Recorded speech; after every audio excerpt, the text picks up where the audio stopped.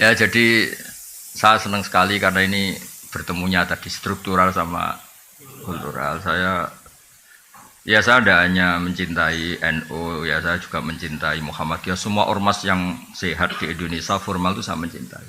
Soal kultur NU ya NU karena kita pesantren. Tapi tetap kultur itu harus di atas struktural. Karena tadi struktural itu untuk menjaga stabilitas dengan konstituen yang kaitannya negara. Tapi kalau kultural itu setiap saat.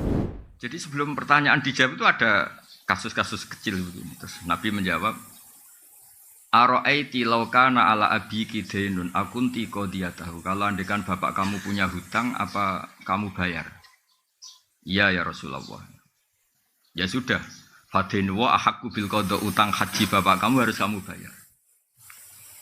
Itu Imam Bukhari itu tidak dibabkan di bab haji, dibabkan bahwa seorang mufti, seorang kiai itu boleh menfatwakan hukum di tengah jalan. Tapi saya Kiai Jawa Tengah, Anda tidak harus niru karena Anda Kiai Jawa Timur. Itu bisa masalah besar, itu dianggap tidak sopan santun. Tapi segampang itu Islam dikelola Nabi. Orang di jalan. Nabi loh, bukan sekedar rektor Nabi. Sayyidul awalin wal akhirin. Ketemu di jalan, dicegat, ditanya, nggak tersinggung. Nabi. Iya. Rektor takut ketua yayasan soalnya. Struktur zaman akhir itu repot. Rektor juga takut sama ketua yayasan. Takut betul loh, karena yang bisa tanda tangan itu ketua yayasan itu. Makanya saya di UI ikut yang yayasan aja biar keren, rektornya takut.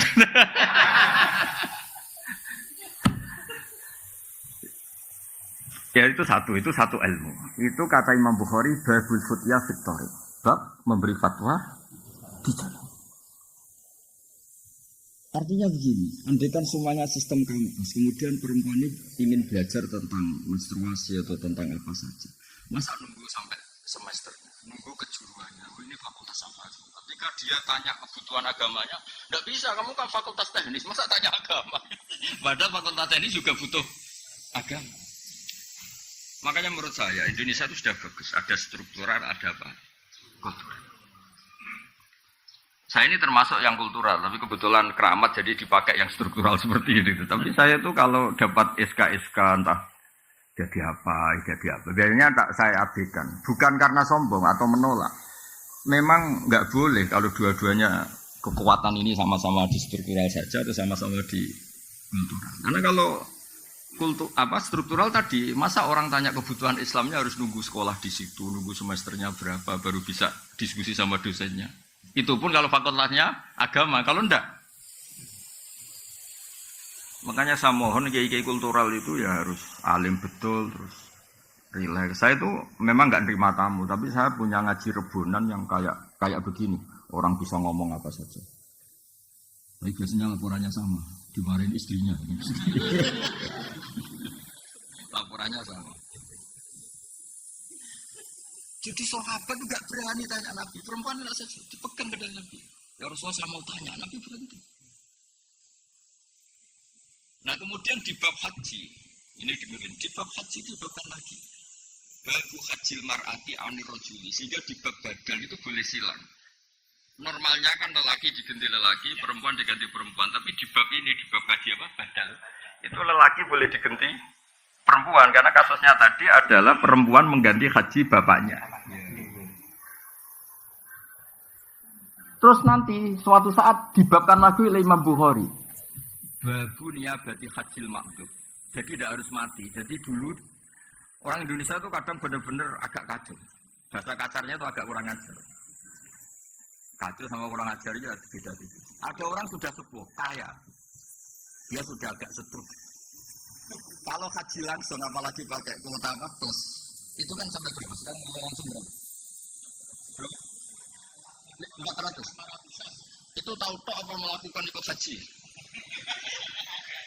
Oh, nggak berani kan?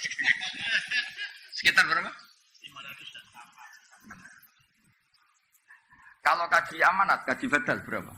Kalau 15. Lu itu kiai aja itu saking kacaunya tadi. Udah, biar mati aja nanti lebih murah.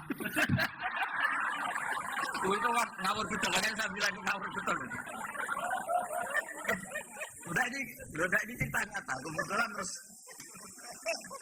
kiai ini tuh nyuruh sewu ya, ngajinya itu kayaknya detail saya. Jadi saya dengar keluarganya bilang itu, panggil kiai Kasuro menghadap saya, biar mutolak alat di belajar. Belajar sama saya ada di juris, makanya ini hukum sudah dulu betul.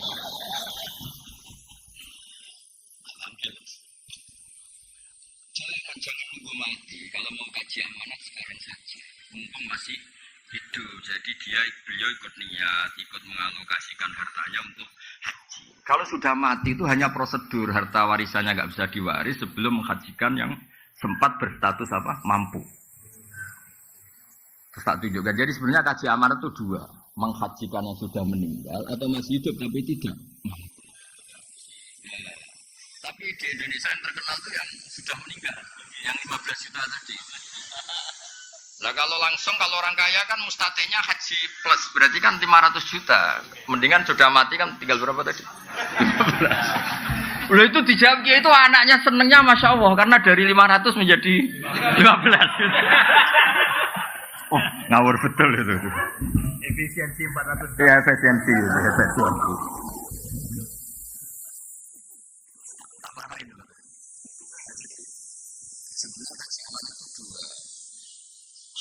Al-Hajju anil mayyit, menghajikan sudah meninggal. Kedua itu anil makhdub, kalau dalam saya itu disebut makhdub, orangnya sudah tidak mampu.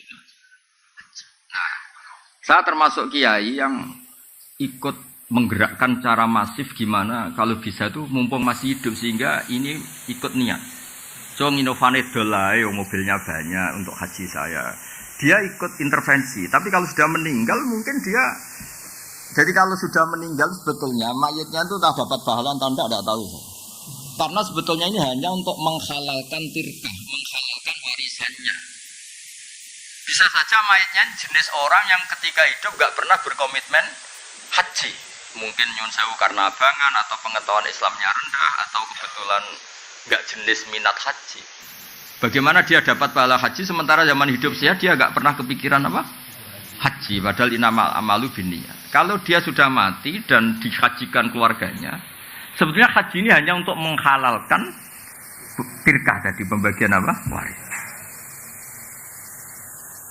Makanya kalau yang seleranya belum haji atau tidak ingin haji, ahli warisnya harus dididik.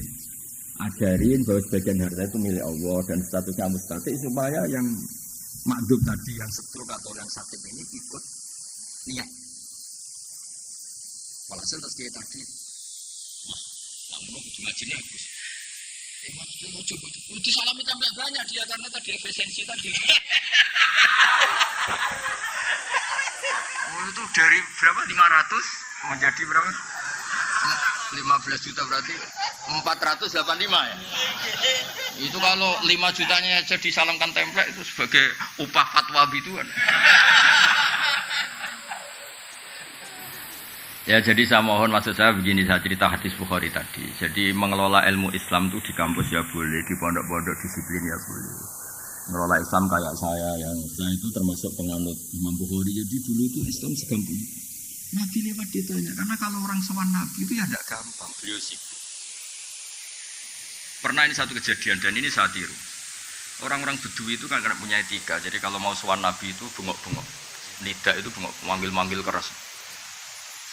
Terus sama Allah ayat turun innal ladzina yunadunaka min wara'il hujurat aktsaruhum la yaqilun. Orang yang manggil-manggil kamu Muhammad dari luar kamar itu orang-orang enggak sopan. Terus walau annahum sabaru hatta takhruja ilaihim lakana khairal lahum.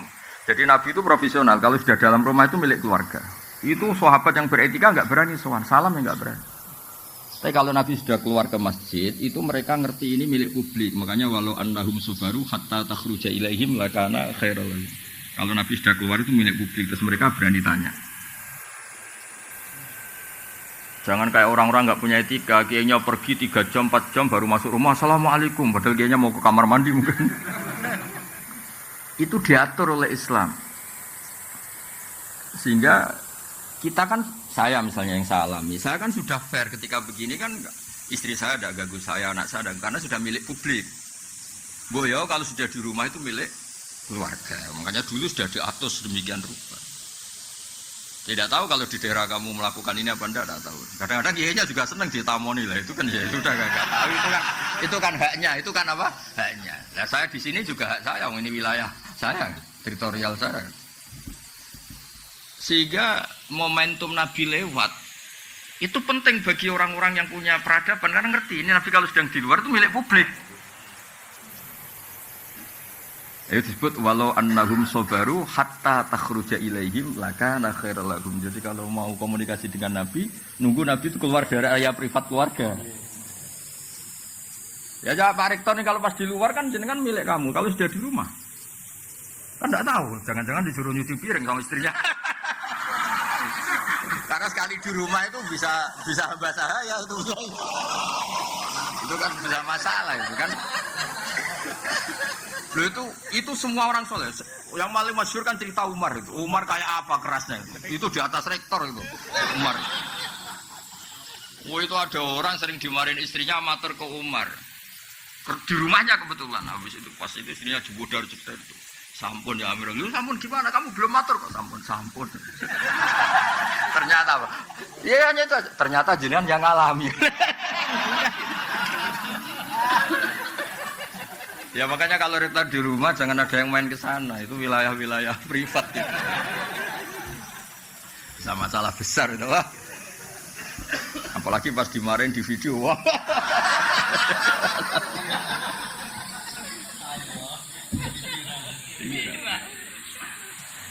Jadi Nabi itu nggak pernah digugat lelaki, yang pernah digugat perempuan itu. Jadi makanya saya tadi bilang kata cantik itu penting. Jadi ada perempuan tuh cantik sekali, namanya Khawlah binti Salabah.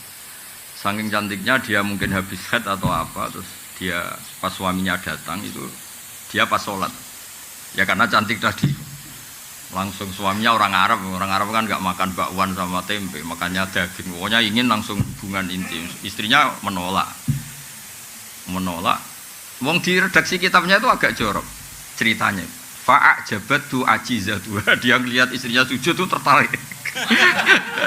Walhasil terus diajak gak mau. Terus orang Arab itu kalau mangkel melakukan apa? Dihar. Dihar itu menyerupakan istri dengan apa? Ibu. Kalau di Arab menyerupakan istri dengan ibu itu maknanya gak mungkin halal disetubui. Kalau di Indonesia enggak. Kalau menyerupakan istri dengan ibu itu karena kasih sayangnya. Makanya di Indonesia hampir gak ada apa? Dihar karena beda sekali perspektifnya. Beda sekali. Walhasil terus karena dihar di jahiliyah dulu itu hukumnya sama dengan tolak. Nabi itu melangsungkan hukum yang enggak dibatalkan oleh apa? Islam. Yang enggak dibatalkan seulang lagi. Karena beberapa tradisi jahiliyah juga ada yang diteruskan. Matur ya Rasulullah. Saya istri saya dihar gini. Yang matur pertama itu suaminya. Namanya Aus bin Somit.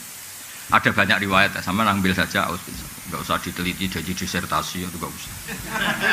Disertasi kok ilmunya copy paste. Oh nanti disertanya kata Gus Wak kacau itu, enggak ilmiah itu, ya, harus nyari referensinya sendiri. Barang nyari kamu biaya pakai maktabah Samilah 5.000, aduh kasus lagi. Kata Nabi, ya sudah gitu memang hukumnya. Pulang suaminya. Kata istrinya, wah kamu gak mutu ya. Datang. Ini cerita surat Mujadalah tadi kalau zaman baca Mujadalah. Betul ya Rasulullah kalau dia itu kayak tolak. Iya. Nabi, saya ini sudah tua. Kalau bikin hukum mau dipikir-pikir dulu. Khawlah itu cantik betul. Agak jorok orang. Agak ngawur kalau ngomong itu, kalau sama Nabi agak ngawur. Ini kisah nyata loh. Maksudnya gimana? Kalau saya masih muda dulu, cantik masih muda, dihukumi tolak gak apa-apa, masih banyak lelaki suka saya. Ini saya sudah tua. Terus bilang, ngomongnya jorok, saya masih ingat bahasa Arabnya.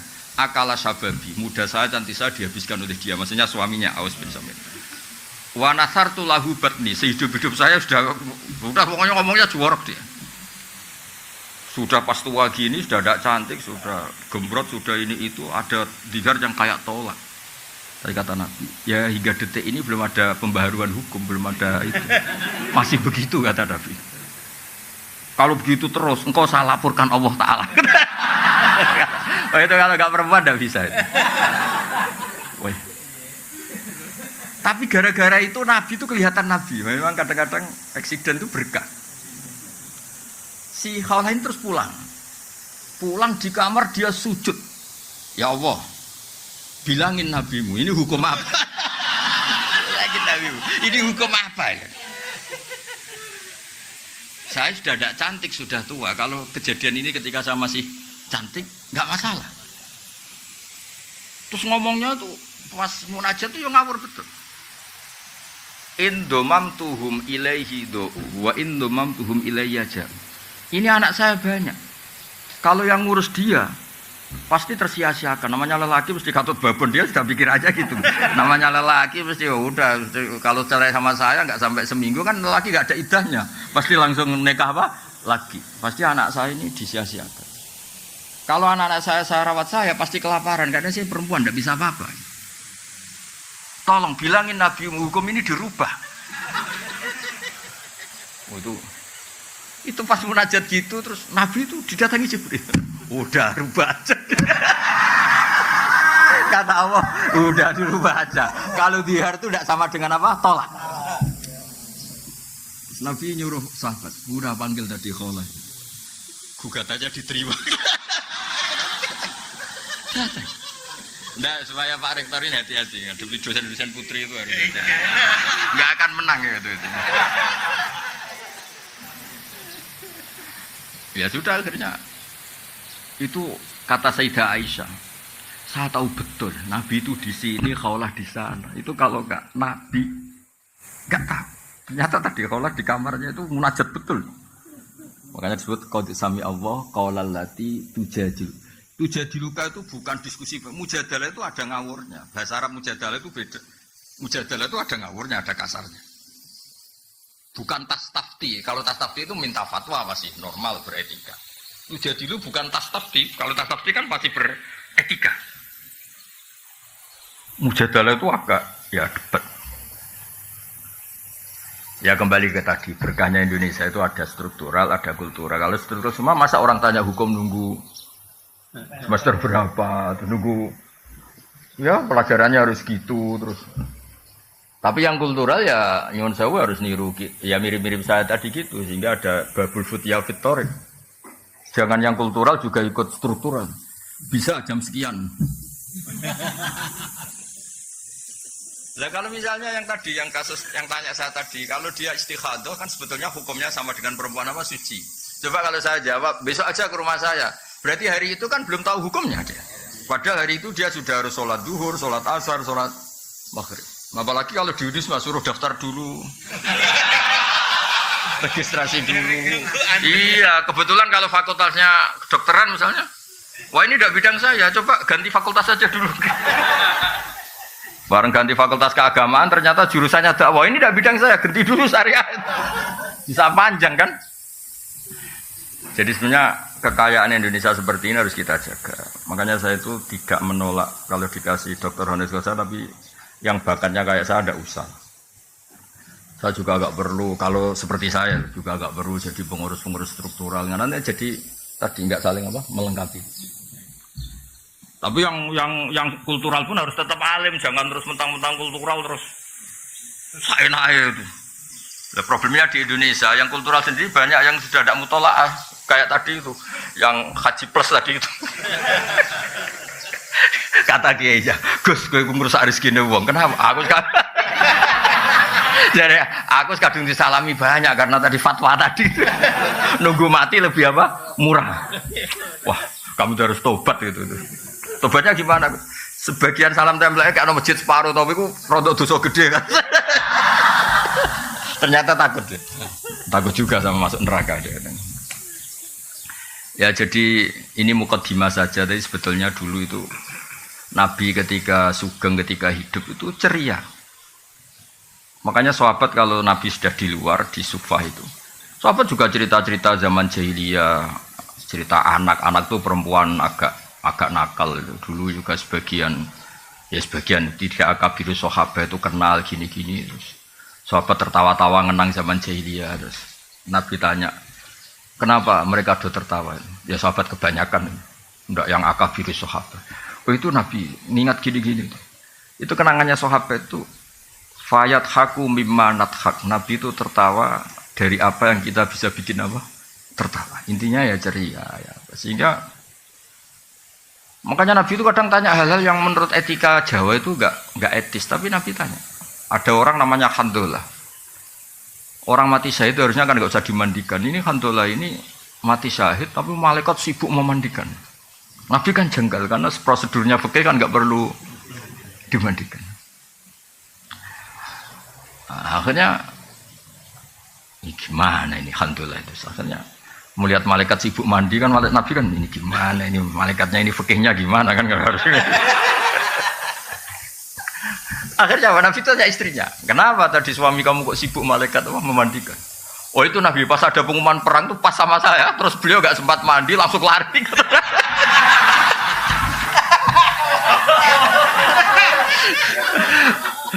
Nah, akhirnya malaikat kan yang ribet itu Pak. Saya nggak ngerti itu gimana dia dapat galon, dapat apa malaikat tadi juga nggak tahu saya. Malaikat nyari di mana itu nggak tahu. Tapi itu sampai si Handolah ini gelarnya apa? Ghusilul malaikah, mayat yang dimandikan. Sampai itu menjadi gelar kehormatan.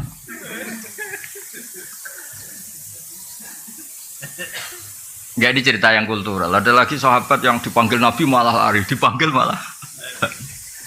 Ini cerita orang Arab. Itu aja. Kenapa engkau lari saya panggil? Nabi, saya tadi pas sama istri saya, jadi saya masih junub. Kalau ketemu engkau saya malu, karena saya belum suci, belum mandi besar. Terus kata Nabi, innal mu'min tohirun, kalau sekedar ketemu ya enggak apa-apa, yang enggak boleh itu sholat. Kalau ketemu saya juga enggak apa-apa, nanti dapat dipanggil sama lari. Untung enggak ada sungai berantas, kalau cemplung repot. Artinya gini, dulu itu ini cerita ya. Tanpa mengadili, soalnya ini cerita tanpa mengadili. Dulu belajar Islam itu ya gampang begitu. Ada kejadian gitu, jadi hukum. Oh orang junub tetap boleh ketemu kiai, ketemu nabi. Nggak harus daftar, nggak harus registrasi, terus nggak harus apa, nggak harus apa. Nah sekarang itu saya tadi bilang ke Pak Rektor, nggak boleh organisasi ini terlalu mengambil alih semua kebaikan. Harus ada yang apa? Kultural, baik NU, Muhammadiyah maupun apa. Karena ini yang bisa on time. Yang bisa setiap apa? Saat, setiap waktu. Tapi ya tetap ada yang struktural nggak apa-apa. Tapi jangan mengganti fungsi yang kultural. Tapi yang kultural juga nggak usah ganti yang apa? Struktural.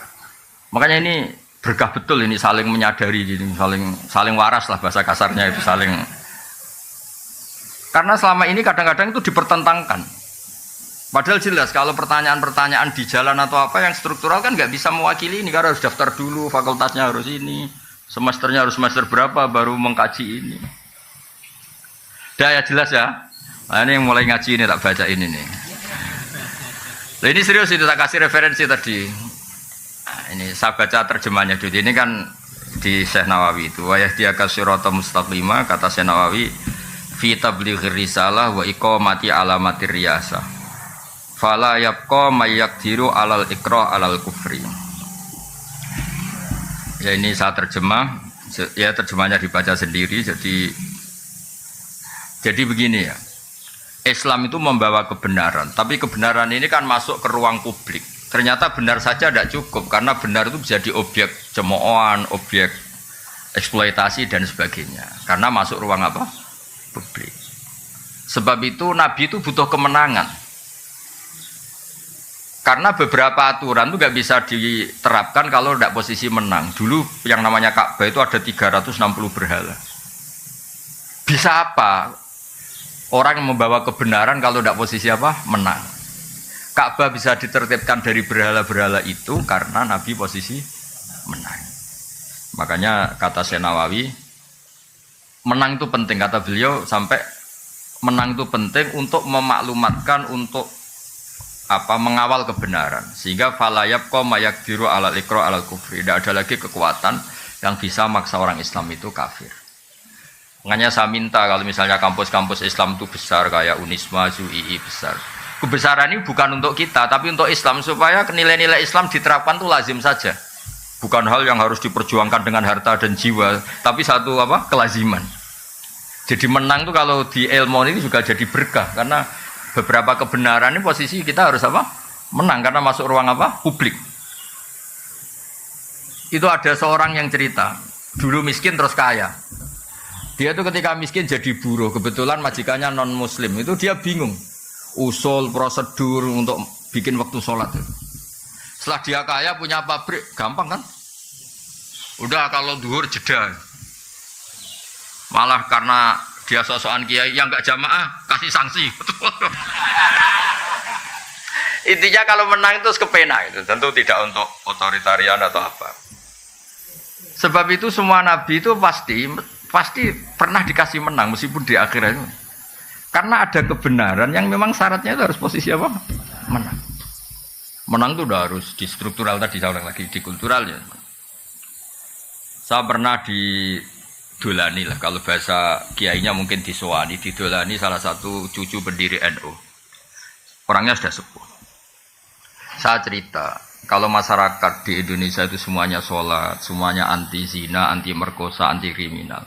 Nanti nilai bersama itu juga jadi ukuran calon presiden, calon bupati, gubernur.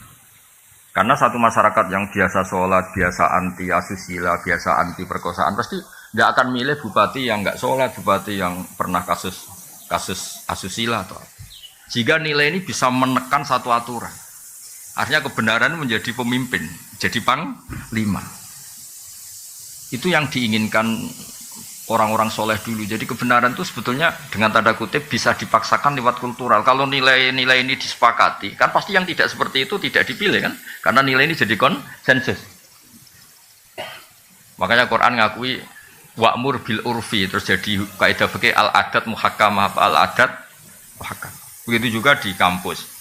Ada aturan bersama, rektor itu begini, sholatnya sregep, beretika, tidak punya kasus ini. Jika nanti pemilihan juga berdasar itu, yang jadi juga berdasar kriteria itu. Dan kita bersyukur di Indonesia itu, karena yang dianggap mungkar oleh agama juga dianggap mungkar menurut kepolisian, menurut kejaksaan, kayak korupsi, asusila, pemerkosaan, pembunuhan, narkoba. Yang mungkar menurut agama juga pidana menurut negara. Itu berkah. Tapi negara itu kekuatannya sampai kapan? Ya sampai kultur ini jalan. Kalau kultur ini tidak jalan, kayak misalnya orang Kolombia, itu narkoba itu sudah seperti itu. Makanya ya negara itu bisa maju ini selagi kulturalnya masih seperti itu. Ya makanya tadi kita harus menang baik secara struktural maupun secara bahasa. Itu dengan itu.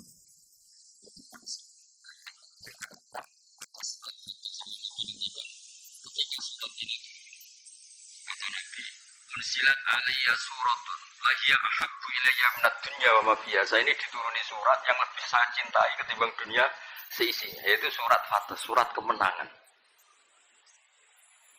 Ya makanya Syekh Nawawi ngendikan menang kitab beliau risalah wa iqamati alamatir riyasa fala yabqa ma yaqdiru alal iqra alal kufri.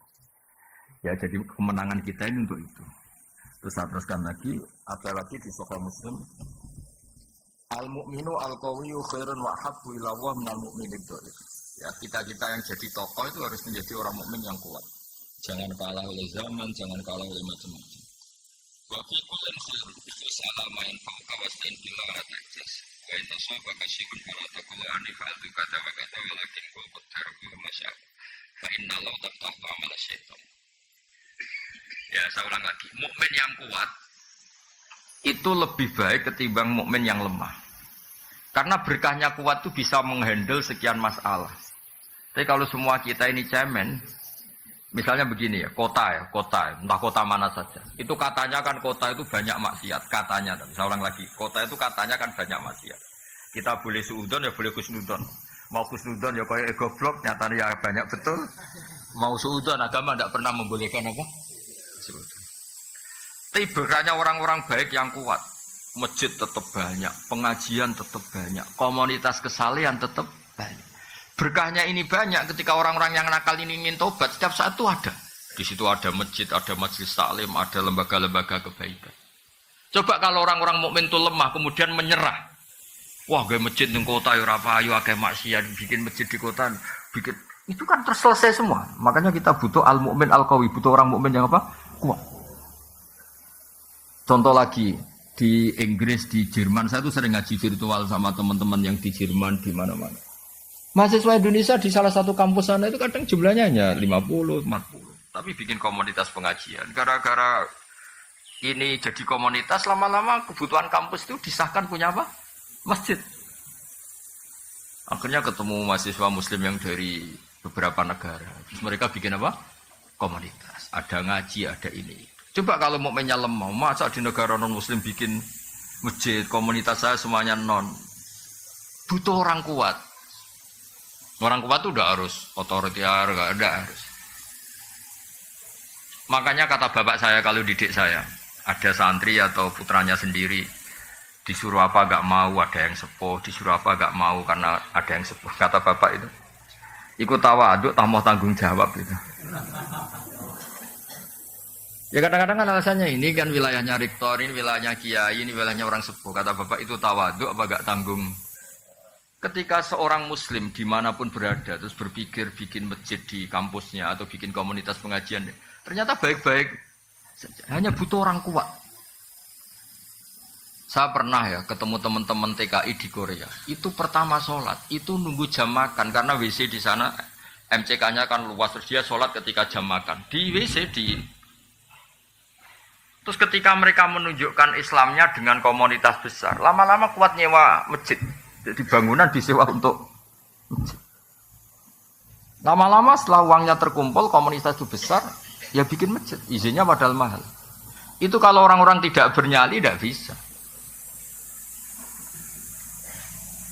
Maksud saya ngaji ini supaya jenengan yang di Yunisma itu tambah kuat. Kita kan kultur punya, SDM punya. Masa kalah sama TKI-TKI yang di beberapa negara itu bisa bikin masjid, bisa bikin komunitas. Ya makanya Nabi muji. Dan yang saya senang ini kan ada kata-kata wa ahabbu ilallah, bukan sekedar lebih baik, lebih dicintai Allah. Jadi Anda bisa jadi wali lewat jalur jadi orang kuat. Ya kan disebut dicintai Allah itu artinya kan wali. Khairun wa ahabbu ilallah. Ya terus ini yang terakhir ini, saya termasuk sering ngaji, sering berpolemik di bab ini, tapi saya pastikan fatwa saya ini benar. Ya itu yang di Fathul Mu'in itu. Jadi begini saya gambarkan ya. Dulu sebelum ada NU berdiri itu kan Mbah Wahab sudah bikin namanya Taswirul Afkar, apa? Taswirul Afkar.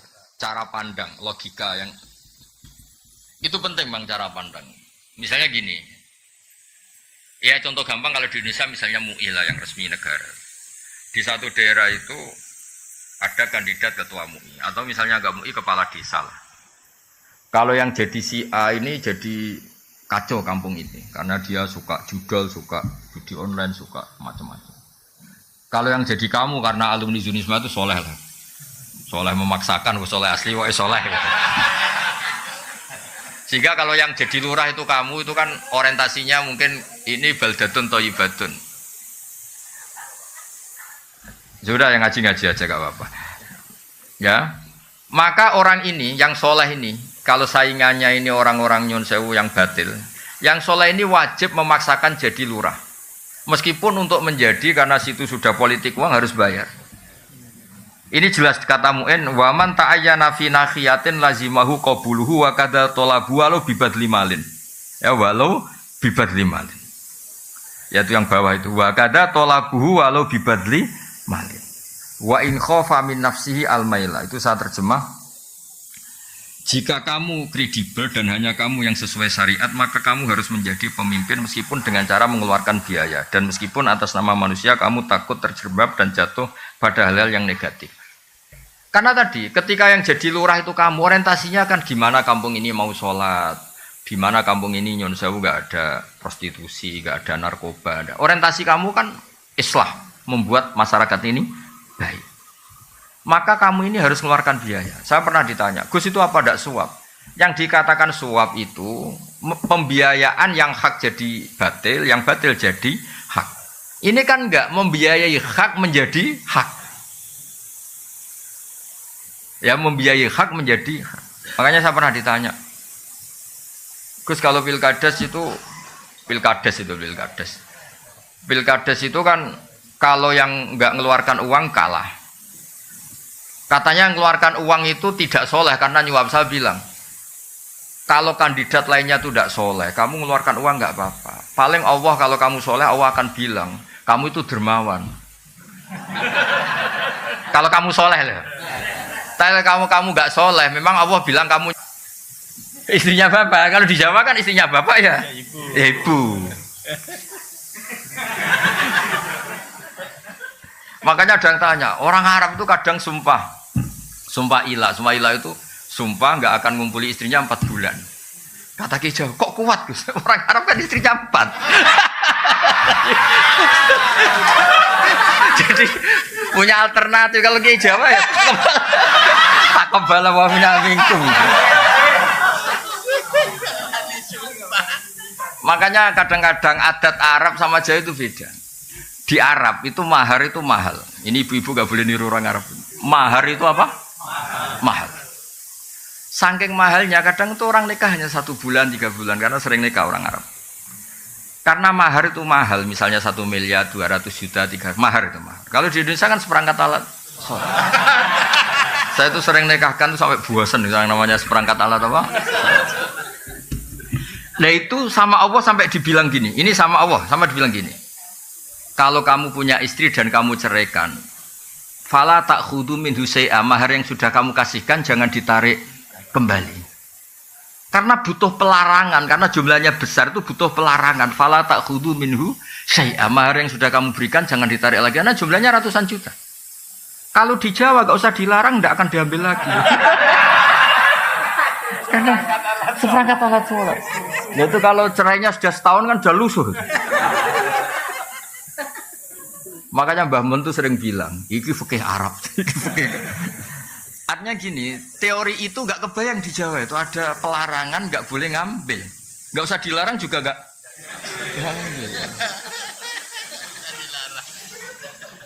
Kalau di Arab, dulu itu ada sahabat nikah itu maharnya itu kebun kurma, luas sekali.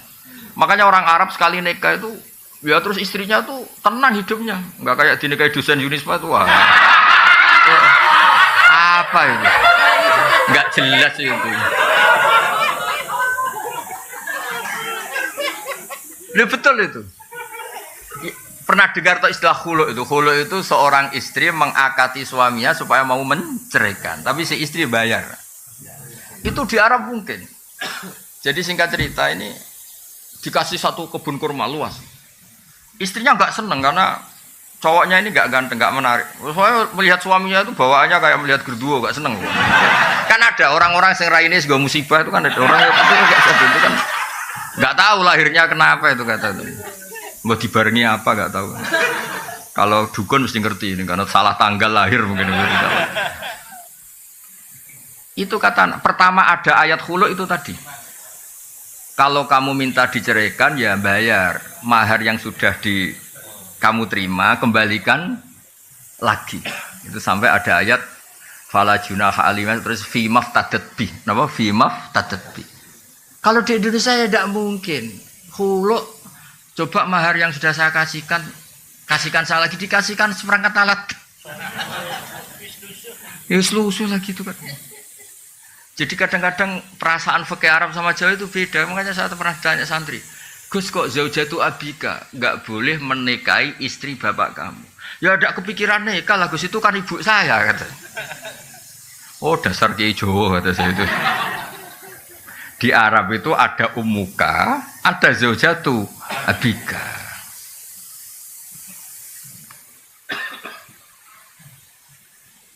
Ya jadi jelas ya. Ini karena Anda bawa Unisma I-nya itu Islam. Ini makanya ini saya ajarin fikih secara baik dan benar itu.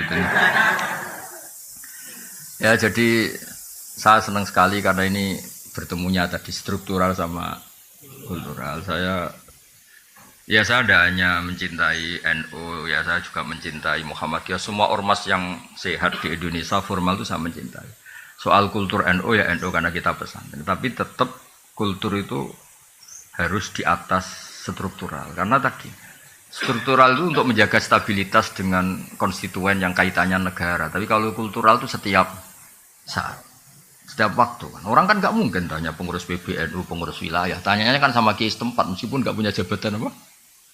Struktural. Ini harus diuri-uri struktural ini. Jangan kok. Tapi kadang-kadang yang struktural ya mangkel, yang kultural juga mangkel loh, terus hasut terus itu. Karena dia nggak dapat fasilitas mobil cabang NU mana gitu. Kalau yang pengurus struktural kan ngalor ngidul bawa apa? Mobil itu bisa diding-diding ngatur-ngatur. Kadang-kadang yang kultural itu ya drengki terus. Lah saya ini kan kebetulan saya pribadi kebetulan kan yang kultural yang keramat jadi nggak perlu iri gitu karena saya punya mobil, punya umat, punya komunitas. Yang enggak itu kan bisa perhasutan yang jalan itu. Terus saya bilang, gue kere ra ikhlas malah rokok kata saya. Gue nek wis kere menisan apa? Ikhlas. Jadi kalah donya menang akhirat kata saya. Jangan kalah donya kalah akhirat gitu. Terus ya Gus astagfirullah. Astagfirullah terlambat kata saya gitu.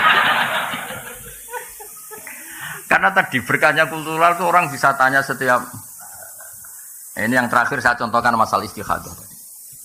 Nabi itu punya ipar namanya Hamnah binti Jahas. Ya, sama Hamnah binti Jahas. Karena Nabi punya istri namanya Zainab binti Jahas. Punya ipar namanya Hamnah binti Jahas. Itu kalau tanya Nabi, ya Rasulullah saya ini sering keluar darah gini-gini. Terus kata Nabi, ya sudah kalau ngelewati adat haid kamu, maka itu istikhadah. Oh lebih dari itu Nabi, cara sekarang ya sudah kamu pakai softtek, lebih dari itu Nabi, ya sudah diblebet, lebih dari itu, pokoknya dia ngomong lebih dari itu, saking kuatnya darah yang keluar. Itu Nabi yang menjawab. Jadi yang nggak diketahui nyun sewu kiai yang etis, yang ngomong etika terus, itu sebetulnya nggak pas juga di bab-bab fikih. Hal yang paling pribadi, paling nggak pantas itu dulu Nabi itu kalamin itu. Maksudnya saya ini agak nyindir rektor tuh enak. Di ruang tertutup kalau mau ketemu aja ngelewati berapa baru. Waduh. Itu nemuin Nabi sama rektor gampang nemuin Nabi.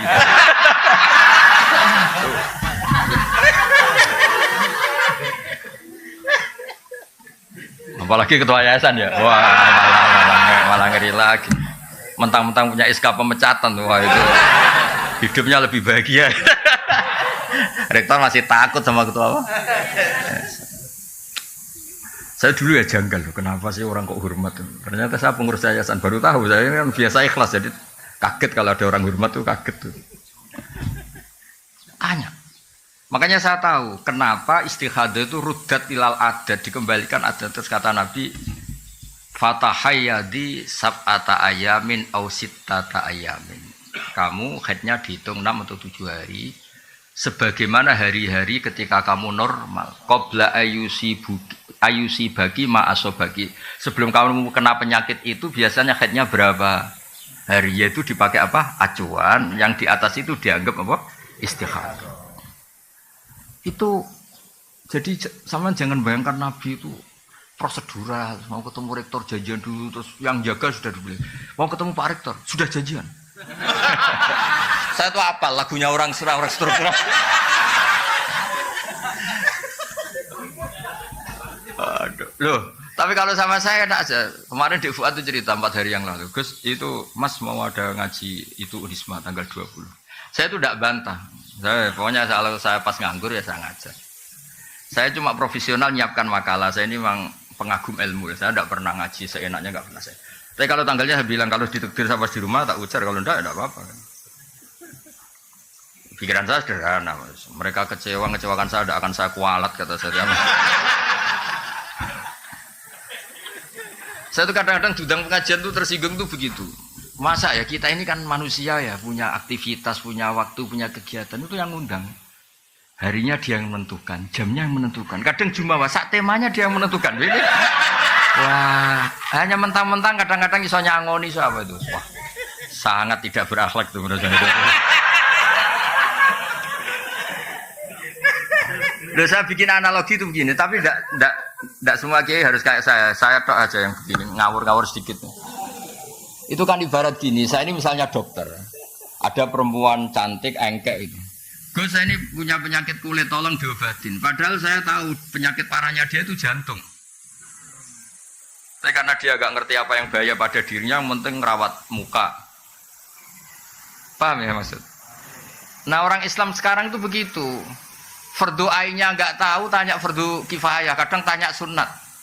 Ada orang lakukan fardu aja tidak bisa tanya gini, Gus gimana tahajud saya supaya dekat Allah? Salat fardu nera bener tak kok tahajud? Itu kayak orang tanya kecantikan padahal punya penyakit apa? Jantung. Makanya saya kalau pengajian ada temanya, saya mesti gak terima. Memangnya tema itu kebutuhan Anda kata saya. Yang tahu penyakit Anda itu kiai seperti tadi, yang tahu penyakit pasien itu dokter. Malah dokter diajarin, dok ini wajah saya gini gimana? Padahal dia punya penyakit apa? Jantung. Jadi memang harus ada kiai-kiai yang agak ngawur kayak saya supaya agak tertib itu, dunia ini agak tertib. Juga kadang-kadang, ya betul, saya itu pernah diundang di satu acara. Kebetulan ada yang pernah sepuh. Itu temanya itu gimana hukumnya tahajud berjamaah. Karena masjid daerah saya, Gus itu ada tahajud berjamaah. Terus kiainya suruh sowan saya dulu, menghadap saya dulu. Tak tanya, tanggamu sholatnya fardu wis bener. Gederan, oh dasar. Tertibkan dulu cara sholat apa? Fardu, baru bicara apa? Sunat. Nah, orang sholat dan jenengan berkat situ.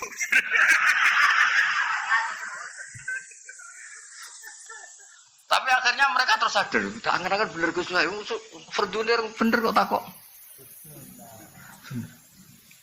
Jadi kadang-kadang orang Indonesia tuh aneh. Tapi kebetulan aneh ini yang melakukan banyak terus tidak aneh. Tapi kita sebagai orang terpelajar itu harus mulai mikir. Gimana supaya kita ini diskusi Islam secara baik dan benar. Yaitu harus takdimul fardi alas sunnah. Harus prioritas itu. Jadi dulu ini ceritain kembali lagi ke tadi. Dulu zaman Nabi itu gampang. Ada orang Bedui tanya, ya Rasulullah, betul engkau Nabi? Itu kalimatnya kasar betul. Antal ladzi tas'umu. Tas'umu itu agak kasar. Kamu yang ngeklaim kalau kamu itu Nabi. Tas'umu itu klaim, bukan takulu. Tas'umu ngomongnya orang Arab. Engkau yang ngeklaim kalau diri kamu Nabi. Kata Nabi, iya. Kata. Betul, Allah nugaskan kamu. Iya, kata Nabi. Nabi masih datar, ya terus. Terus, apa ajaran Tuhan kepada kamu? Ya, kamu harus sholat 5 waktu. Itu tok. Iya. Itu tok lo ya. Iya, kata Nabi. Puasa Ramadan. Itu tok lo ya. Iya, kata Nabi. Zakat yang wajib ya semuanya pas. Itu di depan Nabi ini yang saya pakai tadi. Fa wala azitu ala dzalik wala angkus. Demi Allah saya Islamnya mau pas saja, enggak lebih enggak kurang itu.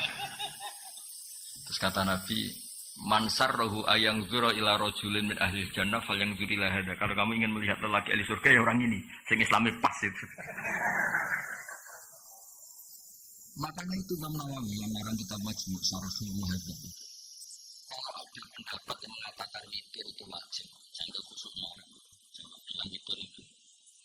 Begitu kata Imam Nawawi, semua pendapat itu tidak sah dan batal di hadisil A'robi. Kata ada hadis dialeknya orang apa? A'robi. Jelas orang itu tanya, hal aliyah ghairuha ya Rasulullah, apa ada kewajiban lain di luar sholat 5 waktu itu? Kata Nabi, lah tidak. Kata Imam Nawawi, kalau kamu mau khusyuk saja, tidak usah wajib-wajibkan witir. Kata itu. Tetap yang wajib hanya sholat 5 waktu. Nah ini enggak tanya fadilahnya jamaah sholat. Kalau tanya malah tak jawab. Sholat fardu itu menurut Imam Ahmad itu jamaah itu syartun fi sihhati sholat, bukan sekedar pahala 25 atau 27. Riwayatnya kan 25 sama 27 sesuai kualitas apa jamaahnya. Itu menurut pendapat Imam Ahmad. Sholat jamaah itu syartun fi sihhati sholat, untuk menjadi sholat sah itu harus berjamaah. Makanya alhamdulillah kita Syafi'i, kalau Ahmad wah masalah itu kamu. Alasannya masuk akal. Alasannya Imam Ahmad begini. Kewajiban itu bisa diukur dengan tingkat digugurkan kalau ada kondisi emergensi darurat. Sholat khauf, sholat ketika perang itu rumit apa enggak? Rumit kan? Ternyata oleh Allah tetap disuruh jamaah. Sampai kaifiahnya susah kan? Ya coba. Wa idza darba li salaikum fi antab in khiftum ayu sampai itu ketika kamu sholat wa idza qamtum faltakum ta'ifatun wa ya'khudhu aslifa idza sajadu falyakunu miwaraikum tus wal ta'ti ta'ifatun ukhra falyusul wes pokoke walhasil kaifiahnya itu ruwetnya itu gantian dan itu tetap jamaah. Jadi kalau ada yang sujud ada yang tetap berdiri jaga musuh, kalau ada ini sudah berdiri gantian itu yang sujud lam yusallu ma'aka fal wal kayak. Terus kata Imam Ahmad, Kalau se-emergensi itu saja jamaah tidak digugurkan, maka apalagi kondisi normal. Kamu menang semua tuh, masuk akal pendapat Imam Ahmad tuh. Tapi Imam Syafi'i itu berkah di Indonesia, karena kadang-kadang orang nggak mau jamaah itu bukan menolak jamaahnya, gak seneng imamnya. Wes, roh gue senek, roh imam gue senek, wes serat cocok. Lo apalagi ketua yayasan sudah ngerti kalau imamnya minta naik gaji, malah gak tertarik. Imam kok kedunya dari itu. Aduh. Makanya saya andekan orang-orang Hambali itu hidup, pasti saya cerita di Indonesia itu menolak jamaah bukan karena anti jamaah, itu gak cocok sama imamnya. Di Indonesia itu imamnya gak kunut aja masalah kan. Yang kunut imamnya gak kunut juga masalah, atau sebaliknya juga masalah. Sekarang aja era modern, saya tuh sering makmum orang Muhammadiyah. Orang Muhammadiyah juga sekarang alhamdulillah sering makmum orang NU. Karena saya ngomong terus, kalau kunut itu adalah NU, berarti Imam Syafi'i itu NU. Imam Abu Hanifah berarti Muhammadiyah. Padahal Muhammadiyah sama NU itu dulu Imam Hanafi, dulu Imam Syafi'i. Mana buktinya kalau Imam Syafi'i punya Kartanu itu? Kan tidak ada buktinya. Boyo biasa aja dari awal kan dua-duanya sepakat kalau itu masalah sunat atau tidak sunat kan, tidak masalah rukun kan. Tapi saya pernah dibantah oleh Banser. Ini memang enggak, saya tahu Gus kalau itu sunat, tapi ini identitas. Repot ini kan identitas, kalau enggak kunut tuh bisa masalah itu. Ya sudah, tapi ya kalau kita yang nekuni ilmu ya biasa aja. Kalau kita yang nekuni ilmu ya biasa aja. Jadi saya mohon karena Unisma ini kan biasanya bacanya Unisma apa Unisma? Oh ini ya sudah, berarti sudah Indonesia banget ini. Saya tuh masih menangi orang baca Zunisma, Zui karena setengah Indonesia setengah rodok mampu Inggris itu. Sekarang sudah diterbitkan ya, sudah muni U semua ya. Unisma. Tapi kalau di UI itu masih asing bilang U itu, karena kelamaan bilang Zui gitu. Kalau Indonesia sudah fase semua U ya. Tapi saya dulu dengarnya ya Zunisma sama ya. Berarti sudah Indonesia. Ya jadi jelas ya lewat ngaji ini bahwa struktural dan kultural tidak harus dipertentangkan. Ya supaya Islam Indonesia itu khazanahnya apa luas, karena nggak mungkin orang tanya itu cari Pak Rektor tadi bisa melewati 3. Ya sama yang kultural juga gak usah hasut sama yang struktural, karena yang struktural kan gaya kan ngurusi Islam sambil membawa mobil dinas. Yang struktural, yang kultural tuh kasihan, dari sawah mencangkul langsung ngajar madrasah.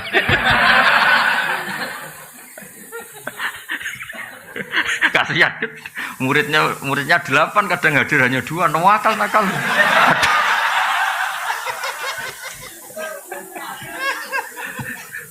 Tapi itu yang menjadikan orang Indonesia tahu Islam. Makanya saya setuju sama doa-doa, makanya doa kita itu walil mu'minin al mu'minat itu semuanya didoakan. Karena yang terlibat membesarkan Islam, menghidupkan Islam itu semuanya, bukan kita tok. Ya semuanya bukan kita tok. Saya sering ditanya di pedalaman Kalimantan. Saya ini di pedalaman Kalimantan, wajib Jumatan enggak? Ya secara fikih enggak wajib karena belum perkampungan. Masalahnya jamaah saya itu jamaah ngaji, kalau dijak sholat duhur gak mau.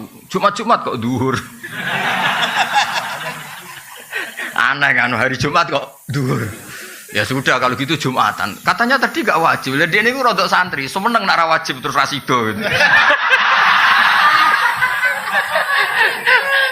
Tapi jamaahnya gak mau. Masa Jumat kok duhur gitu. Makanya alhamdulillah madhab-madhab yang Jumatan harus orang 40 harus gini-gini di Indonesia alhamdulillah tidak melaku, tidak jalan karena kampung-kampung terpencil yang komunitasnya baru 20 mintanya juga Jumatan. Makanya kita cari-carikan dalil gimana. Lah saya termasuk kiai yang ahli nyari dalil-dalil yang tidak. Karena kasihan memang kebutuhannya Jumatan. Masa Jumat kok duhur.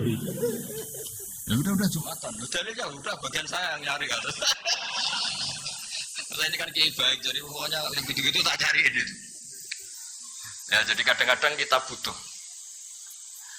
Saya pernah lagi ada Jumatan betul. Saya itu mau ke Jogja. Kebetulan dulu saya pakai bis ban double ini.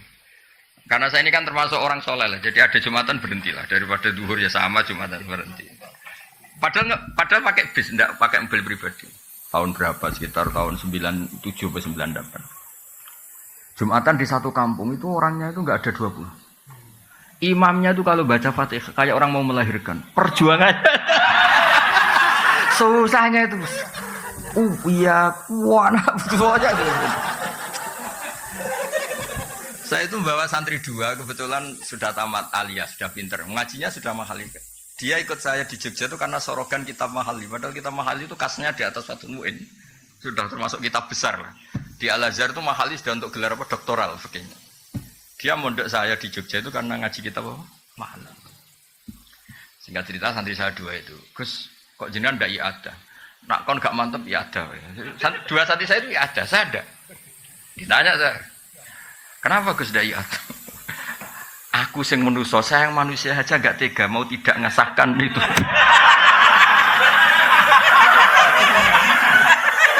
Apalagi Allah yang Rahman Rahim. Melihat perjuangannya di situ kayaknya pasti sah. Saya ditanya, ini fikih apa? Ya fikih husnudzon kata saya. Padahal sebetulnya saya itu punya madhab-madhab Hanafi untuk mengesahkan yang seperti itu. Tapi saya tetap guyon ini fikih husnudzon. Karena kalau saya iada itu kan semi suudzon, kalau sholat itu enggak sah. Jadi kamu itu benar secara fikih, tapi nanti dihisab karena suudzon. Karena kamu sampai iada itu menganggap itu tidak sah. Lah saya ini husnudzon tapi agak-agak syafi'i karena sebetulnya memang secara syafi'i harus iada. Saya kali ini agak-agak Hanafi kata saya. Tapi demi menghormati perjuangan tadi. Saya bilang tadi, saya yang manusia saja enggak mentolo mau tidak ngesahkan melihat perjuangannya gitu. Apalagi Allah yang Rahman Rahim. Maksud saya cerita ini supaya yang jadi apa ya, tokoh lah di masyarakat bacanya banyak.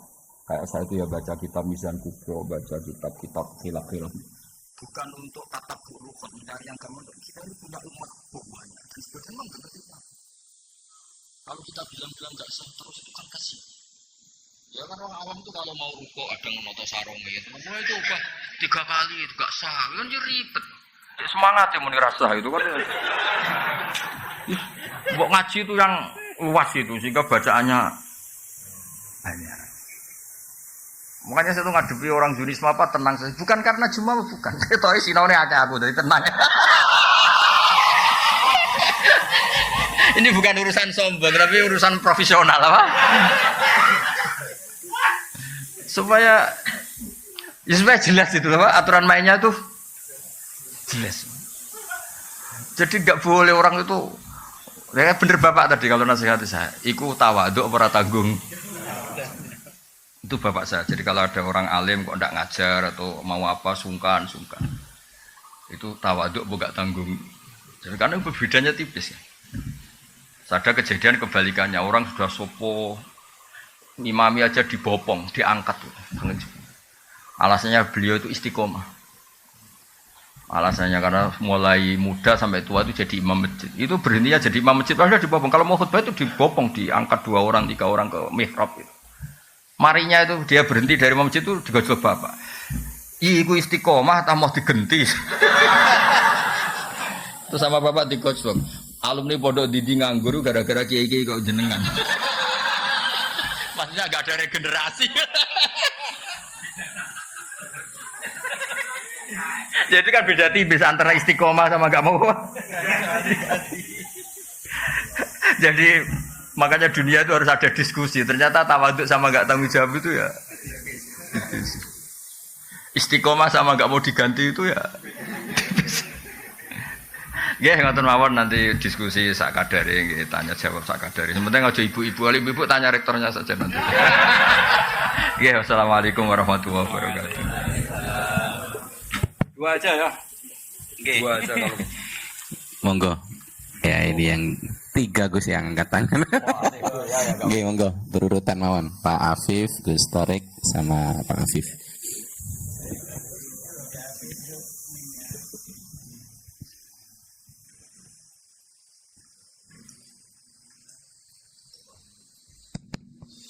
Ya, bismillahirrahmanirrahim.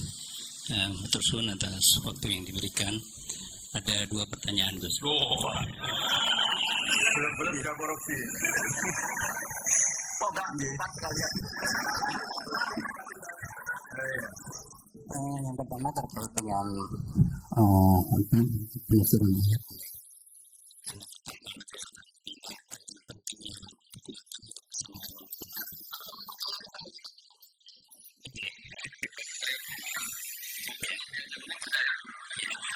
Dan dikaitkan dengan hadis Rasulullah, al-mu'minul qawi khairun wa habbu ilallah minal mu'minid dhaif. Ini kaitannya dengan qadiyah Palestina sekarang niki.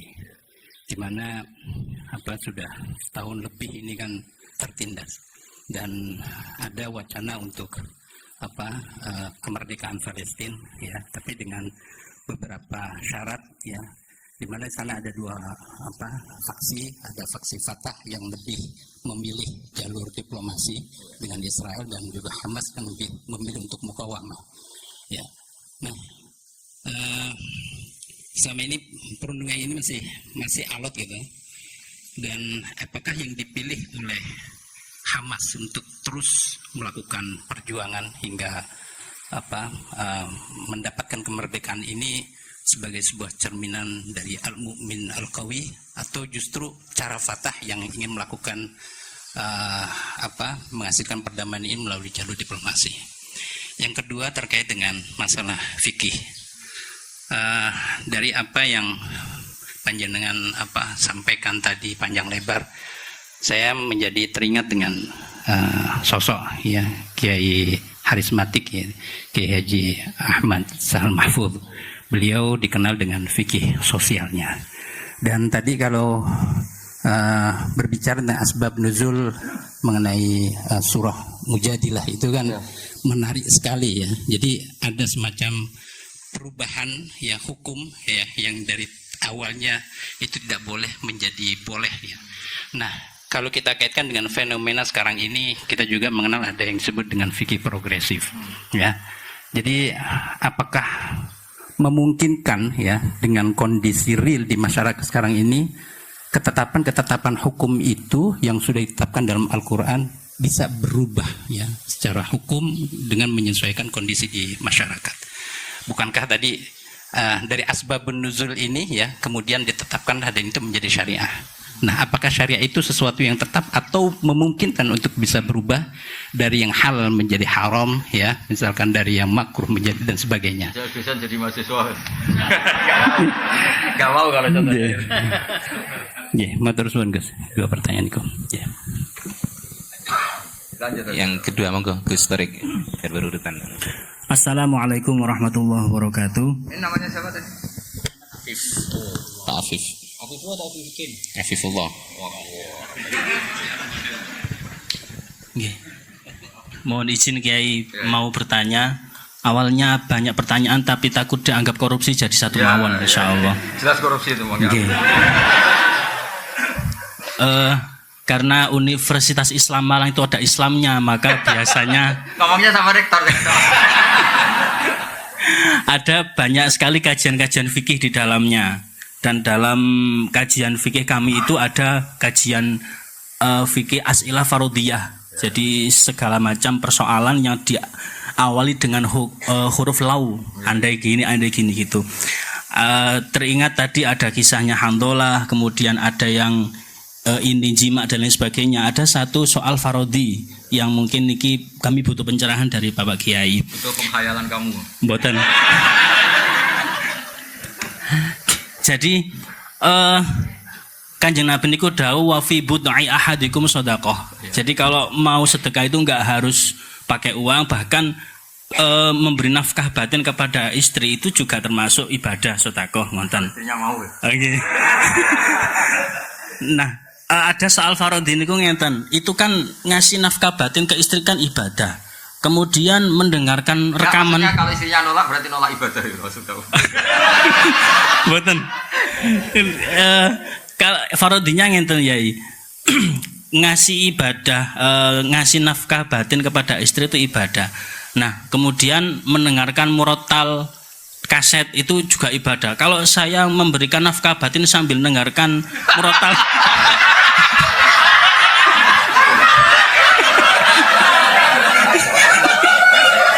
nah itu gimana hukumnya, ngoten? Kan sama-sama ibadah, ngoten.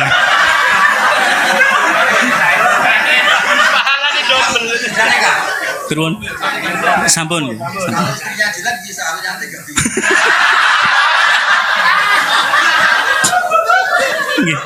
Kemudian sub pertanyaannya lagi, apakah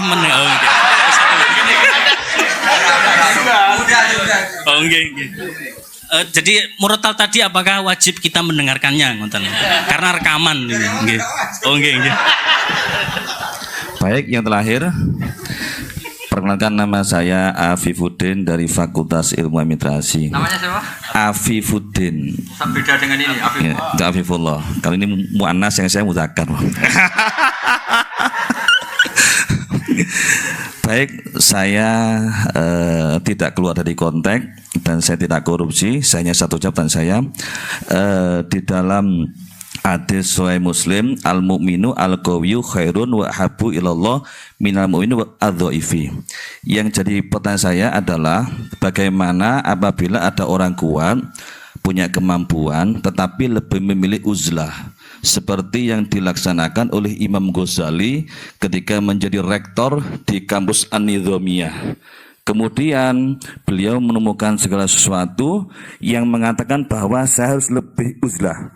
Daripada jadi rektor, saya keluar saja, saya uzlah saja di masjid sampai akhirnya bisa menghasilkan karya yang monumental, yaitu Ihya Ulumuddin.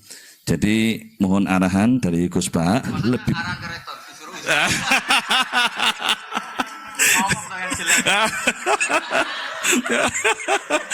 Maksudnya ini uzlah, kamu yang rektor. Mohon arahnya antara uzlah dengan menjaga kekuatan, itu lebih bagus mana? Terima kasih. Begini ya, sesuai kaidah ilmu wala taqfu ma laysa laka ilm ya. Dengerin dulu ini Mas Afifu ya. Sebetulnya masalah Hamas Fatah itu setahu-tahunya kita itu lewat media. Saya ulang lagi, setahu-tahunya kita ini lewat media. Kita nggak tahu persisnya. Yang kita tahu hanya persisnya secara hukum, kita harus bantu Palestina dengan segala cara. Dan alhamdulillah Indonesia termasuk negara yang mulai zaman Pak Karno sampai sekarang selalu mengakui kemerdekaan Palestina. Tapi kalau pada level teknis membandingkan Hamas dengan Fatah, saya itu pernah punya buku tentang Yasir Arafat. Ditulis wawancara, penulisnya itu wawancara dengan Yasir Arafat. Kalau baca itu seakan-akan yang masuk akal ya Fatah lewat diplomasi. Tapi melihat sekarang Israel begitu, seakan-akan Hamas yang masuk akal. Tapi saya ulang lagi, hal-hal seperti itu setahu-tahunya kita tetap lewat media. Itu kan sama dengan fenomena ormas-ormas keras di seluruh dunia.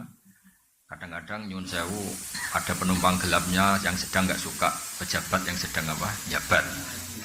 Jadi tidak, ini bukan urusan sudon dan sudon, sama-sama acak secara ilmu itu potensi itu ada. Makanya kita nyari ilmu yang paling aman, bahwa membela dengan segala kemampuan yang tidak punya efek ke Indonesia itu wajib. Tapi dengan syarat tidak punya efek ke Indonesia. Karena kita bela Indonesia itu berdoain, karena ini negara kita, bela mereka itu sudah beribadah. Punya efek ke Indonesia misalnya gara-gara rakyat Indonesia itu terlalu aktif, mungkin terjadi objek sasaran mereka. Kan berarti kan punya akibat ke.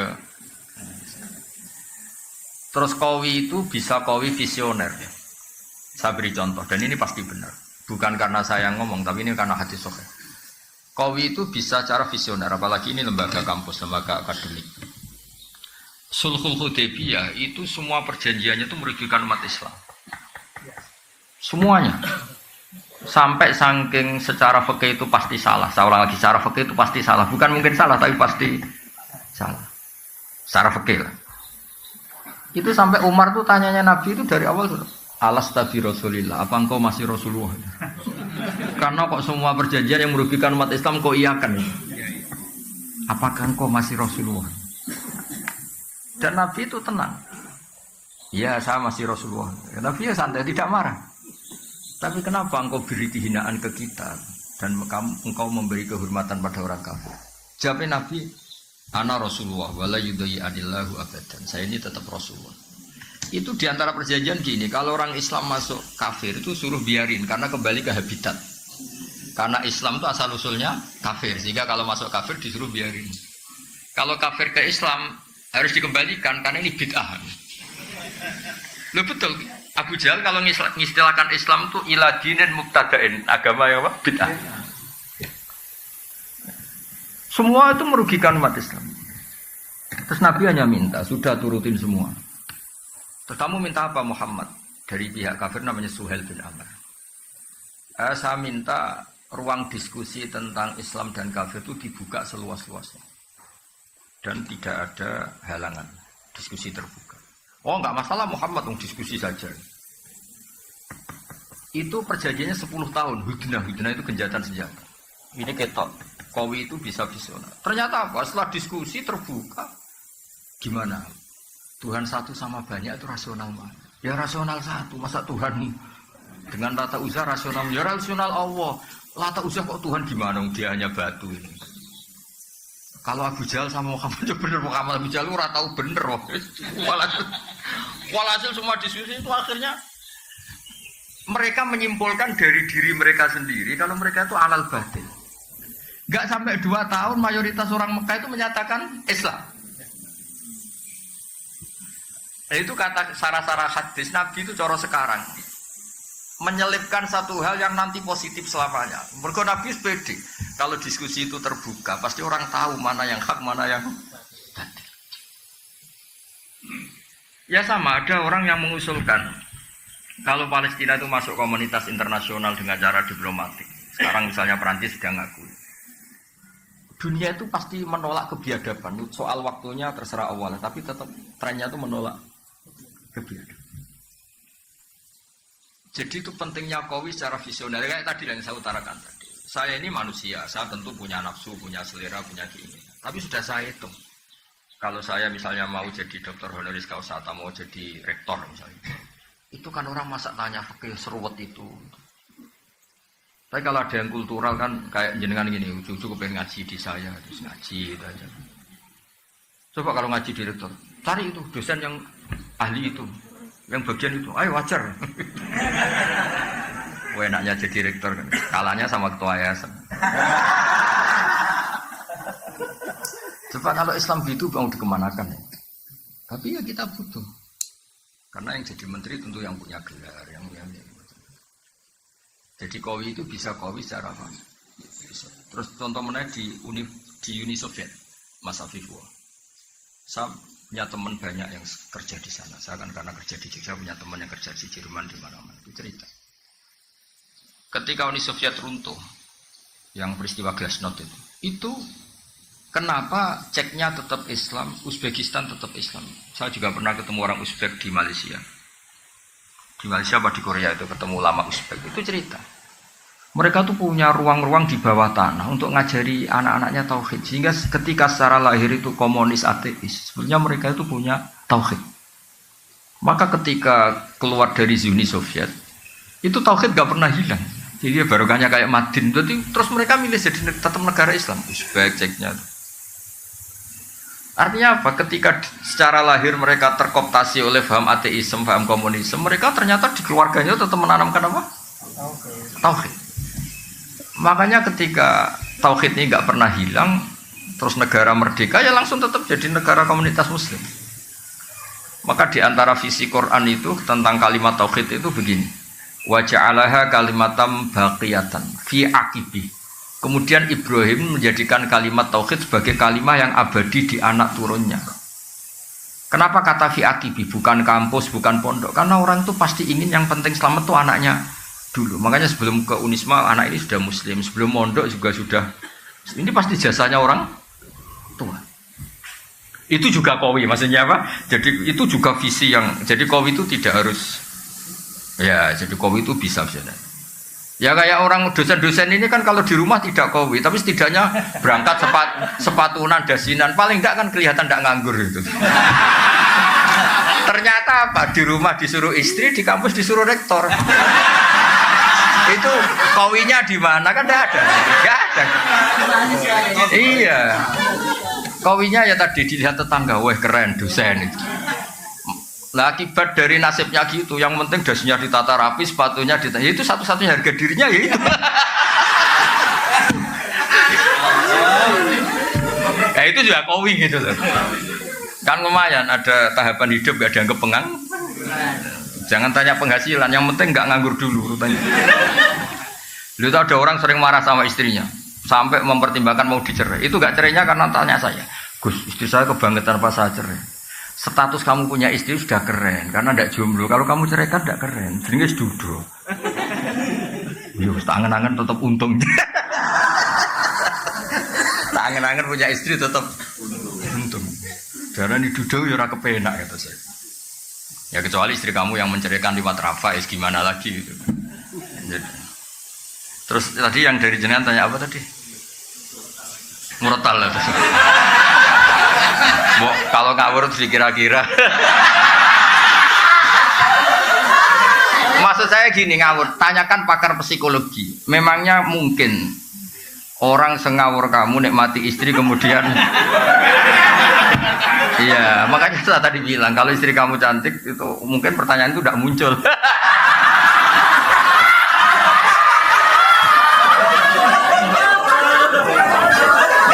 Karena sambil kecewa makanya sambil bisa mendengarkan. Ya kan, karena sambil kecewa makanya sambil bisa mendengarkan. Tapi kalau all out gak bisa ya. Ya makanya pertanyaan tadi itu kadang-kadang ngawur itu ya penting. Jadi itu kan sebetulnya hadis itu bukan untuk tadi untuk fardiyah tadi untuk pengandian itu. Bukan untuk pengandian. Nabi itu ingin semua kebaikan itu sebenarnya mudah. Keseharian kamu itu sudah ibadah. Termasuk ngumpulin apa? Istri. Tadi itu Nabi itu hanya ingin cerita tentang betapa mudahnya masuk surga. Makanya saya itu termasuk kiai yang menyetujui itu. Masuk surga itu gampang. Saya sering bilang ke jamaah saya, surga itu kan kamu sudah dikasih kuncinya, miftahul jannah la ilaha illallah. Neraka kamu tidak punya kuncinya kok bisa masuk. Harusnya orang itu nggak bisa masuk neraka karena nggak megang apa? Kita ini kan hanya pegang kunci surga. Tapi ada orang kiai yang bantah, Gus, mungkin neraka tanpa pintu. Jadi blank-blank saja. Terus saya bilang, tapi saya tidak tahu alamat neraka, saya tidak tahu. Yang saya tahu alamat surga. Makanya saya sampai sana. Kalau kamu mungkin tahunya alamat neraka, makanya kamu sampai sana. Ya kan jelas kan miftahul jannah. Orang udah pegang kunci kan menang ayam Ustaz. Apalagi kita ya kan orang pesantren sering tahlilan, kuncinya banyak itu. Mau lipat pintu mana kan kita sering. Ya kan kita kan sering tahlilan itu kuncinya kan. Jadi Nabi itu di hadis wa fi buti ahadikum sadaqah itu Nabi ingin memberi contoh segampang itulah apa masuk surga. Terus yang tadi yang Abi Budin tanya apa? Bagaimana uzlah dengan ngomongnya sama rektor.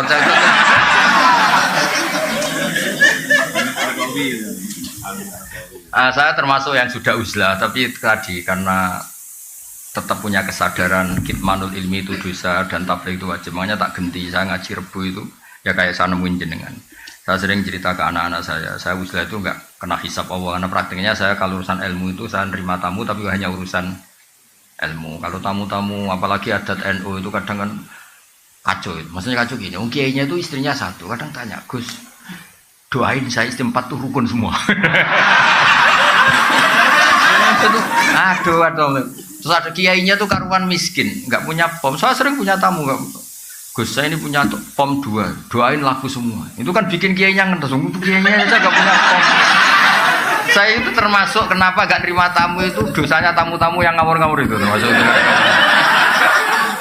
Saya sebetulnya termasuk kiai yang mapan ya, tapi mewakili kiai yang tidak mapan. Tuh sering kiai kampung komplain saya, Gus bener jenengan Gus, kadang kita tamu yang kurang ajar terus serta aku melarat. Iso kon ndongakno pom, wong aku tuku bensin wae utang. Jadi kadang-kadang kiai desa mau gue jimat toh, disangoni 1.000, itu nggak ono toko kolaris gini lor. Itu kan pamer halus tuh, sebetulnya itu pamer halus. Jadi uzlah itu ya ada sebabnya, dipicu tadi kemarahan-kemarahan sama tamu-tamu itu. Lah tamu kok sopan tuh gimana? Tema yang nentukan dia. Kita yang punya rumah mungkin kan punya masalah keluarga, tapi tamu itu kan yang menentukan tema.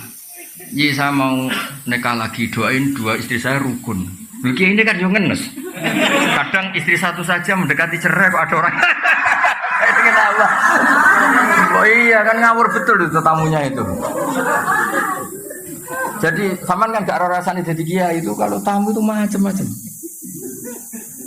Saya kan termasuk kiai yang gak pati tertarik kaji berkali-kali. Saya pernah haji. Itu kadang ada tamu travel tuh. Saya doain setiap tahun bisa haji. Padahal saya tidak termasuk yang berpendapat itu penting. Tapi dia memaksakan untuk didoain tiap tahun bisa haji. Nah ngawurnya lagi kadang dia salam template di depan. Kalau nggak bilang iya kan sungkan. Makanya saya kan termasuk kiai mapan, saya bilang ini kalau kamu udah ikhlas temanya apa dulu, uang pegang dulu kan. Saya bilang saya ini kiai mapan loh, udah mati butuh kan. Mikir dia kalau ngadepin saya mikir. Wah repot musuh Gus Bang. Saya bilang saya ini kiai mapan loh. Nah uzlah itu yang pasti benar adalah menghindari hal-hal yang tidak penting atau yang mengarah ke maksiat. Yang mesti salah menghindari hal wajib. Maka cerita yang Imam Ghazali keluar dari Nudhami itu belum Anda teruskan. Sebenarnya Imam Ghazali setelah uzlah dan beliau menulis Ihya itu digojlok sama guru-gurunya yang wali-wali itu. Beliau mengalami kasyaf digojlok gini. Enak-enakan kamu di sini. Dulu orang-orang baik itu wa'udhu fisabili, disakiti ketika berjuang belain saya. Nabi ditanya orang-orang Bedui kadang menyakitkan pertanyaannya apa. Kalau kamu di sini enggak mengalami wa'udhu fisabili. Makanya terus beliau kembali tapi tidak jadi rektor, terus bikin madrasah 2. Yang depan madrasah fikih, yang belakang madrasah tasawuf. Khonikoh namanya itu. Jadi akhirnya beliau kembali tapi enggak jadi apa? Rektor. Tapi tetap apa? Ngajar. Jadi kalau ke depan tuh ngajar apa? Fikih, kalau belakang ngajar thariqah kalau di Indonesia. Jadi nak neguri istighosah, nak ngarep hada halal, hada haram. Jadi saya juga melakukan itu. Saya ini sudah uzlah, tapi kalau ada ngaji satu ngaji. Saya tuh kalau ngaji Jalalan itu setengah 12 sampai setengah 4 biasa saya berjam-jam. Karena ngafaroi saya sudah tidak bisa nerima tamu. Tapi saya pastikan asal usul pemicunya itu tamu-tamu tadi yang saya sebut itu. Saya tidak pernah berdoa mereka dimaafkan Allah, sudah gak apa-apa. Dimaafin apa enggak gak penting, tapi saya yakin Allah itu memaafkan itu. Sudah gak usah didoain tapi nanti Allah maafkan. Karena kelirunya juga keliru-keliru yang lucu aja. Saya pernah marahin tamu sampai sekarang ingat dan marah saya pasti didengar Allah meskipun saya ada perempuan. Gak kayak bisa juga. Ada tamu, anaknya itu ganteng resik. Ini penting, kata ganteng juga penting karena ini kasusnya dia itu gak punya apa-apa. Dia ganteng resik, tanya. Kebetulan pas surup, orang Jawa kan sandiolo, surup itu kan sandiolo. Surup-surup saya itu masih open house pas itu, masih nerima tamu. Gus, saya dari daerah ini gini-gini. Kebetulan orang Pati, yang sekarang baru rame itu, kebetulan dia orang Pati. Ya tapi ya kebetulan aja. Gus, gimana hukumnya lelaki yang marah sama istrinya terus bilang kamu itu tidak istri saya? Saya pertama masih datar. Sekitar tahun 2006 kalau kan, masih terbuka. Bapak baru wafat. Saya ngiyai kan baru 2005, ngiyai beneran resmi itu. Bapak wafat 2005, terus belum wafat beliau ke Jogja minta saya pulang. Jadi bapak saya itu meninggalnya tertib sekali. 1 bulan sebelum meninggal tuh kayak sudah kerasa. Wes, mulai hak genteni aku katanya. Alhasil terus, gimana hukumnya suami yang bilang istrinya kamu udah istri saya ketika marah karena kecewa. Saya masih datar Pak Rektor. Kamu kenal orangnya, kenal Gus.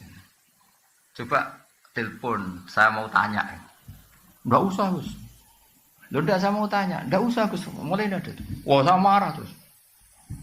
Wong saya mau tanya kok kenapa kamu enggak usah. Betul penting, Gus penting jenengan jawab. Tamu udah kurang ajar betul itu. Oh saya tambah marah. Tapi kan saya marah tetap Islami. Saya kan kiai beneran bukan. Terus saya mulai marah gini. ngomong seperti itu kalau di bab tolak itu namanya kinayatut tolak. Kalau kinayah itu butuh niat, maka saya konfirmasi ke orangnya niatnya itu cerai apa enggak. Karena kalimat itu kalimat apa? Kinayah. Kinayah itu butuh niat, makanya mau saya tanyakan orangnya. Ternyata apa dia bilang? Niku kulo. Terus dia cerita, saya ini santri ganteng Gus, untuk neng. Jadi saya itu getun ngomong gitu, karena saya jadi Gus ya karena dapat dia. Jadi dia bilang saya santri ganteng terus dapat nengnya. Kalau cerai betul Gus, nasib saya selesai. Ya jenis Gus naturalisasi tadi. Akhirnya saya tuh kan tadi saya bilang kan saya ini kiai itu terbaik, tak tunjukkan takbir di Iana. Termasuk kinayatut tolak itu lasti bizaujati. Ada orang ngomong lasti bisa kamu itu tidak istri saya. Karena bisa saja niatnya itu lam tu amilni muamalatas zauja. Kamu tidak memperlakukan saya sebagaimana istri. Jadi tidak sampai kotu ala kotin neka. Ya seperti terus di Iana dicontohkan kama qala rajulu libnihi lasta bibni. Ada orang lelaki marah, kowe ora anakku, mesti ora anakku. Wong kok mangkelo wong tuwa. Tapi kan dia juga gak ingin kalau anaknya kabur kan. Ketika kamu bilang kamu tidak istri saya itu ingin kamu apa? Ya ben ngergani kula kok ora kok sampai apa? Cerai. Ya berarti tidak cerai itu masih kinayah. Itu jubalin nek kelakuan ngene wae lho. Ngel-ngelo wong ngandani wong ora oleh nelpon bener. Ngapunten mbahmu.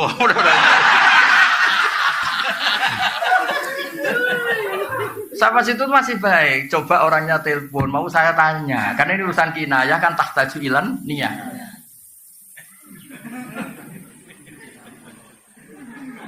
Dia boten usah Gus, dia malah menggurui saya. Ndak usah Gus. Ndak usah gimana? Ndak usah Gus.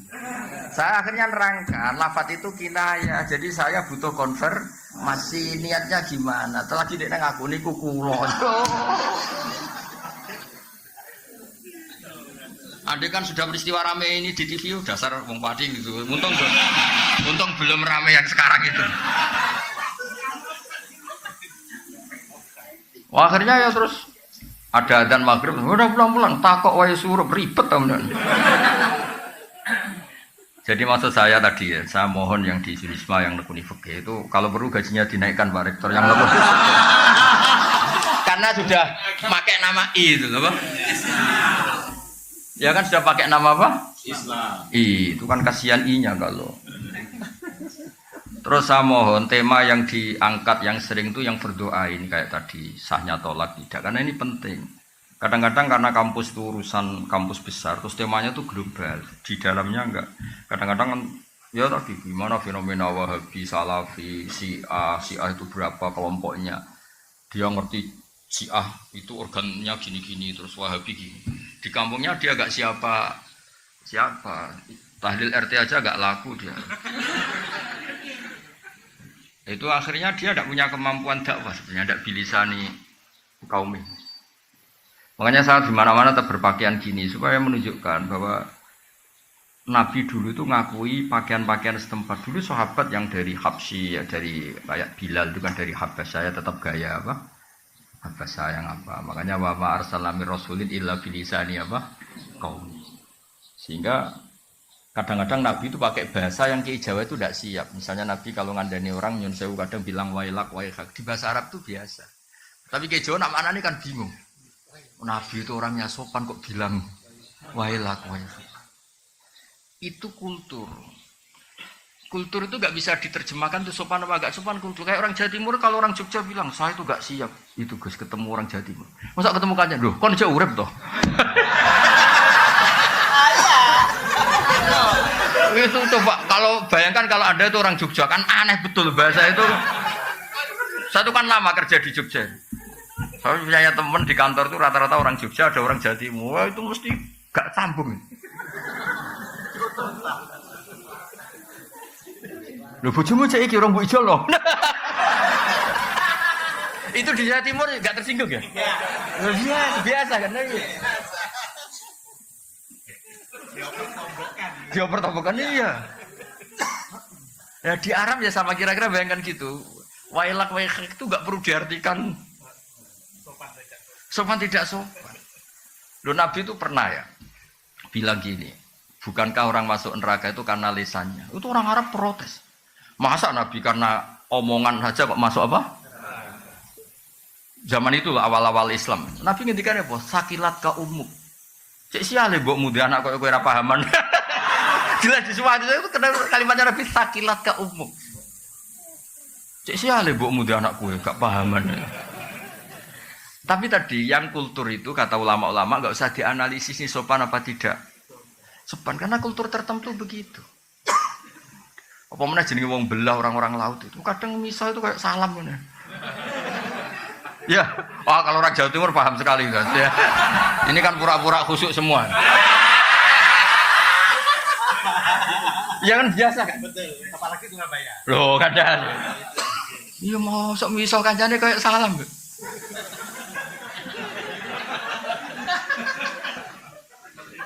Loh, iya kan? Makanya ini nekat tanya wafi buti ahadimu itu kalau gak orang Jawa Timur gak mungkin. Itu kalau seminar di Jogja gak mungkin kan ada pertanyaan seperti ini. Gak mungkin. Loh, saya kan sering ngisi di Jogja gak pernah ada pertanyaan senakal ini gak pernah. Jadi kultur itu iya makanya kalau tadi kenapa ada kata-kata fala ta'khudhu min syai'a karena kultur Arab tuh ngasih mahar itu besar sehingga kalau nikahnya 1 bulan merasa rugi harus ditarik kembali lah. Allah butuh menjelaskan jangan karena adatnya besar dan akhirnya ingin menarik. Andai kan Quran turun di Jawa gak ada ayat itu. Iya kan kepikiran aja ndak. Iya seperangkat alat. Udah gitu belinya di pasar ya. Aduh, mau bungkusnya tok yang mewah itu. Ya jadi itu termasuk saya mohon ini Pak Rektor yang ngurus agama itu gajinya dinaikin itu kalau enggak kasihan itu. Karena pengalaman di beberapa kampus Islam itu fakultas agama itu kan biasanya kecil karena mahasiswanya sedikit atau itu disubsidi sama kedokteran ekonomi. Akhirnya itu lucu yang ahli agama tawaduk sama yang tidak ahli agama. Loh, ngaku aja dia kan gitu. Saya itu kan lama kerja di Jogja, dia tahu betul kayak gitu. Iya, itu nyata apa teori itu? Enggak itu nyata apa teori? Jadi yang istilahnya apa kalau di Unisba? PAI apa? PAI. Oh, besar alhamdulillah. Ya, itu harus itu. Bilangin aja, ini yang mewakili I.